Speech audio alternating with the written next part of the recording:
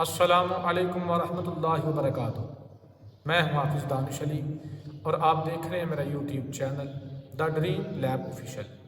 امید کرتا ہوں سبھی خیر و عافیت سے ہوں گے۔ اللہ تبارک و تعالی آپ کی دعاؤں کو، دلی مقاصد کو پورا فرمائے۔ اللہ تبارک و تعالی آپ کی مشکلات کو آسان فرمائے۔ آمین ثم آمین یا رب العالمین۔ آج ہم بات کریں گے خواب میں مرد کی شرمگاہ کو دیکھنے کے حوالے سے۔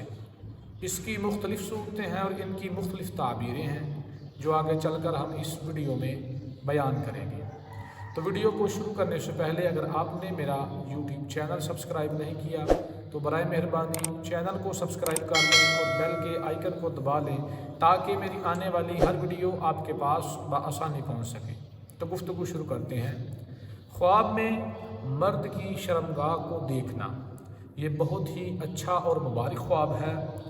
یہ خوبرو اور خوبصورت بیٹا پیدا ہونے کی علامت ہے۔ خواب میں مرد کی شرمگاہ سے منی نکلتے ہوئے دیکھنا یہ اسی قدر مال و دولت ملنے کی علامت ہے جس قدر منی دیکھی جائے۔ خواب میں مرد کے عضو تناسل کو اٹھا ہوا دیکھنا یہ بھی بہت اچھا خواب ہے۔ اولاد ملنے، نصیب اور بخت قوی اور مضبوط ہونے کی دلیل ہے۔ خواب میں عضو تناسل کو لمبا دیکھنا اولاد بہت زیادہ پیدا ہونے کی علامت ہے۔